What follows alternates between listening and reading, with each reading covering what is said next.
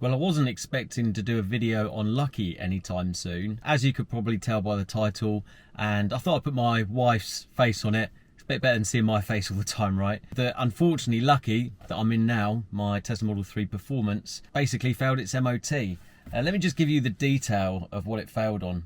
Bearing in mind the last MOT that was done on this car was at 189,000 miles, and it's now done 224,000 miles. So it has been a good 35,000 miles since it was last kind of tested.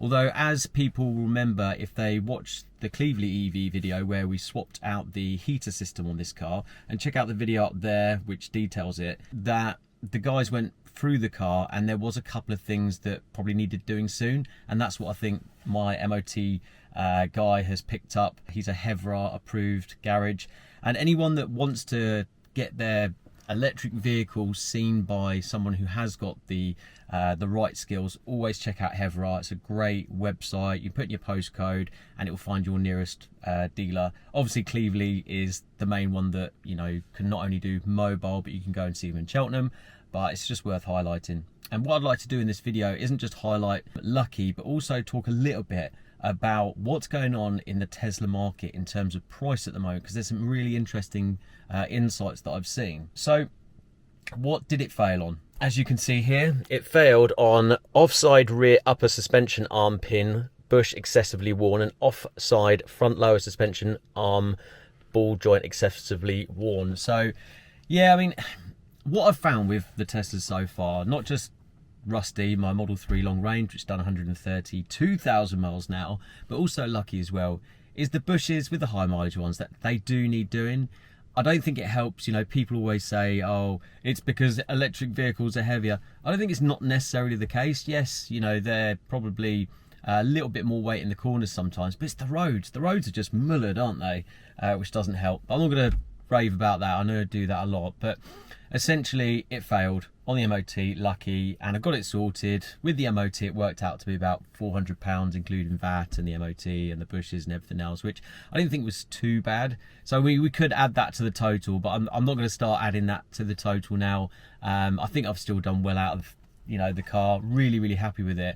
And something that I've noticed recently, after a little bit of, and I didn't realise this when I purchased this car, is the fact that the 22 model Tesla Model 3 and onwards, or it's like a really late 71 plate, sort of December, January, February, is it has the updated chip, which means that it can get Grok AI. However, Rusty over there cannot, which is a little bit unfortunate because I use AI all the time now. So that is a big benefit of having the 22 plate newer car. But how else is the car going? Still going strong, still going fine, range is fine, driving really well, especially now the bushes are done. There's one little thing, there's a couple of things I want to point out actually. There's one little thing that just no one seems to be able to find an issue with it. I've not really gone into detail with it. My missus doesn't notice it, which is fine because it's her car. But because I'm a bit of a car pervert when it comes to, you know, spotting things on the car, did notice that there does seem to be a little bit of play, and I still think it's the rear motor. I think there's some sort of bush there. It just, like, when you ease off, there just feels like there's a little bit of play. So if anyone's got a higher mileage Tesla, or if anyone's experienced that, please let us know. I'd be really interested to know what that potentially could be. And I just want to show you something outside. So I wanted to give everyone an update on how these Kumho tyres were going, and they're actually going really well. I've actually given them quite a bit of pasting around some country roads, and they grip really well. I'm not taking it on track or anything like that, but in terms of performance for the price, really good. They don't have the sound deadening inside the foam. However, you could argue if you get a puncture, a lot of tyre places aren't actually willing to do a puncture repair, and I know not everyone's into that, but I've never had an issue with a puncture repair. And when I was checking these tyres, I noticed that not only here, that it's here as well. Someone's hit the tyre there, and someone's hit it here as well, and my missus doesn't think, she's not sure if it was her or not, but surely you would notice that. That's interesting. I didn't spot it was behind as well, but you could see that there's a chunk taken out the tyre here. Now, Has someone touched that up? But yeah, that's taken a right pacing off that tyre. You see that? That's not ideal. But other than that, the car's going really, really well. So yeah, let me take you through what's going on in the Tesla market at the moment, because I really want to share what I've seen recently. So what's been happening in the market of Teslas recently?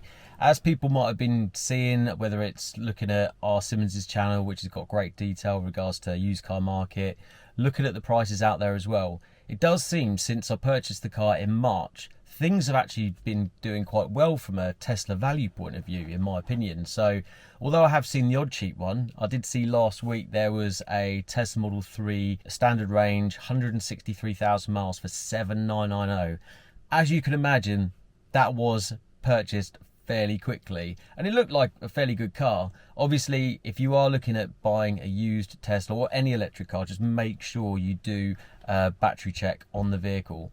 However, I did look at what these were going for, the 22 plate performances, and last time I looked, they were 20 grand. That was the cheapest I could find. But now it does seem that the prices come up a bit. So for similar sort of money, I think it was 19, there was one with 93,000 miles, which makes me think that Luckee here with 224,000 miles on a 22 plate with the color combination and stuff, I still think it's worth sort of 12, 13 grand. So I'm still happy, you know, we've got a lovely car and all the rest of it.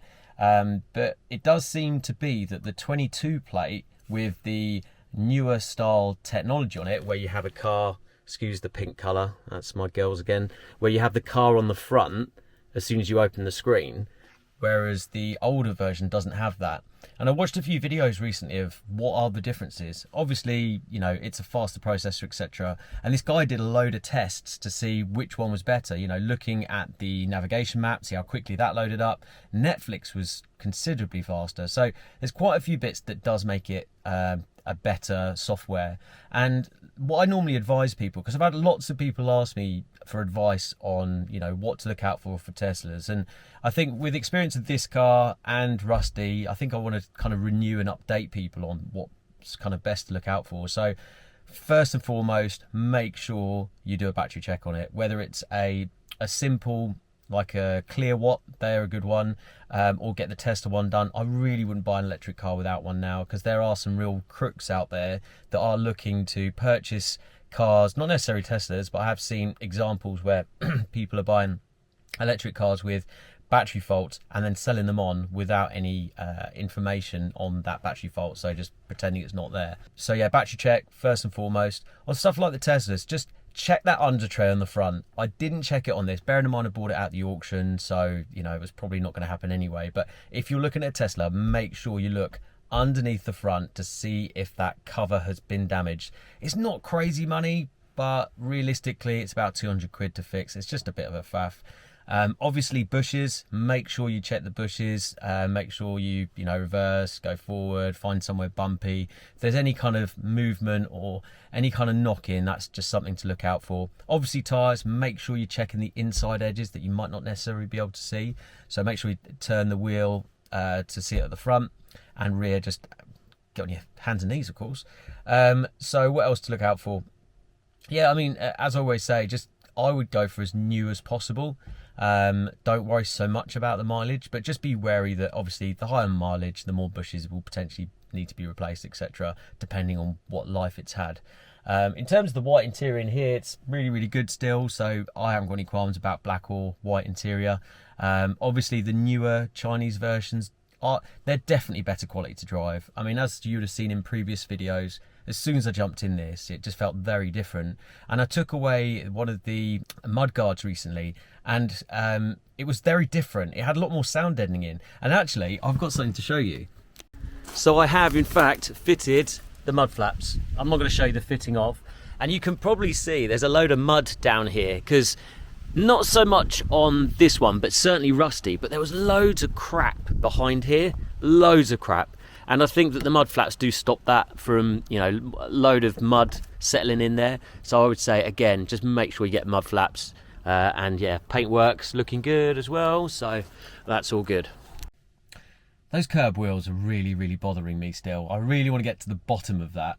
But anyway, so yeah, it was really just a quick update on Luckee. We've got actually a EV meet coming up. That's going to be at Wixham's in Bedfordshire at the Garden Centre on the 14th of September, which is in 2 weeks' time on Sunday. And there'll be all sorts of different cars there, but we've got a specific EV meet there, so I've had a few people confirm already. I've already shared it on Facebook, so if you have not seen it, check out Facebook. And yeah, because I normally put it on there anyway, but I'll try and create an event.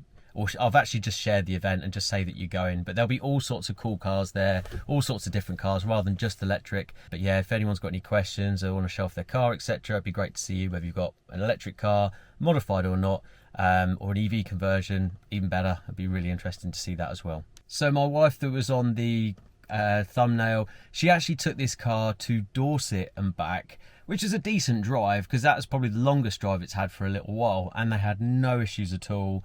She actually had a charger at the place that she was staying, which made it cheap and easy, and she only just charged on the way back, but it literally was absolutely faultless. Air conditioning is still working perfectly as well, and she much prefers this Tesla to mine.